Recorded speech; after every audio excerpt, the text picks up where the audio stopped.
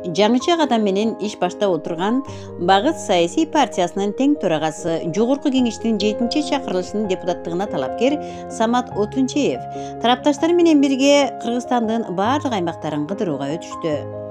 Ошондой эле талапкер түштүк жергесинде болгон иш сапарында өзүнүн кичи мекенине дагы кайрылып, Жалал Абад облусунун Аксы районундагы айыл тургундары менен дагы жолугушуу өткөрүштү. Саламатсыздарбы, урматтуу элим?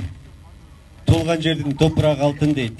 Мен сиздер менен чогуу жашап, ушул жерде күн өткөрбөсөм дагы, сыртта жүрүп, көптөгөн илим, билимди алдым. Ошол алган тажрыйбамды ошол айылыма буруп, өлкөмө кызмат кылам деген учурум. Сиздерден суранып кетемин. Мына канча жылдан бери ар бир шайлоо келгенде кол жоолуктай колдонуп кетет. Барасыздар, 5 боз үй берсе, ошого шайлап коолу боз үй салып берди. Жолубузду түрттүрүп койду, суубузду чыгарып койду депчи. Бул депутаттын иши эмес, бул кылмыш. Бул подкуп. Депутат парламентке барып мыйзам жазат. Ал мыйзам жалпы кыргыз элине иштейт. Жеке эле бир ошол жерден чыккан талапкерге же депутатка эмес, тегиз болуш керек. Biz теңдикти алып келишибиз керек. Мен ушул айылдан 7 жашымда кеткем.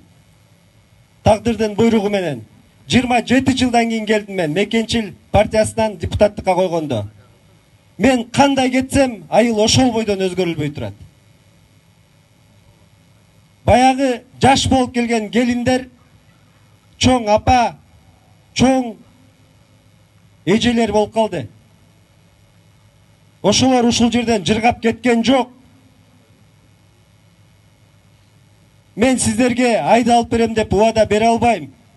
Шайлап берсеңиздер, жогорку кеңешке барып, элдин жашоосун, келечекти, мамлекеттин бүтүндүгүн сактаган мыйзамдарды жазып, ошол мыйзамдар жалпы элге кызмат кылат деген терең ишеничтемин.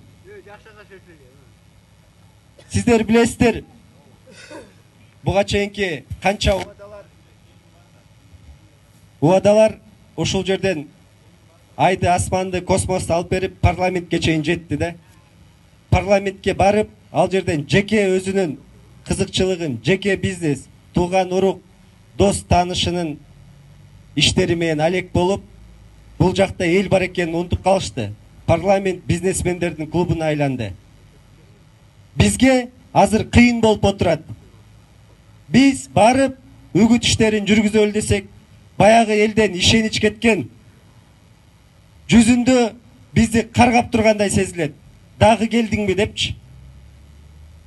Чынында кыйын болуп жатат. Биз куру убадалардан алыспыз. Колдон келген, элге иштеген мыйзамдар менен гана биз ошол кыйынчылыктардан чыгабыз деген үмүтүбүз чоң. Эл менен болгон жыйындардын соңунда өзүңүздөр баамдагандай айыл тургундары убада менен эле элдин ишенимин алууга алек болгон эски жүздөрдү көргүсү келбей калгандыктарын дагы ачык айтышты. Токчулук болсун, барчылык болсун, молчулук болсун. Эл жараткан Алла жардамын бере көр. Падышаларга нисап бере көр. Эли журтубузга, калайык калкыбызга, жаштарыбызга иман берсин. Эл жараткан Аллахым Tilegen tilegüste Allah talam kabul kılsın. Eldin yurttun konuşun aman kılsın. El üçün içinde şu büt bari zaman buluyoruz. El yaratkan Allah'ım 18 bin alamdan geletkan, arkanday böyle kırsıktan, kargaşadan, ıpılas nerseden dışkarı oluyoruz. Evet. Uşumun uşerge gel deputat olayın, yol bozun mağa doğuş berip koyu degen uşerdeki turgan yaşlarga aytarım. Үй бүлөңөр менен, бала чакаңар менен, агайын тууганыңар менен, эли журтуңар менен аман болгула. Кайда болсоңор да жакшылыктын үстүндө жүргүлө. Тилеген тилегиңерди Алла кабыл кылсын.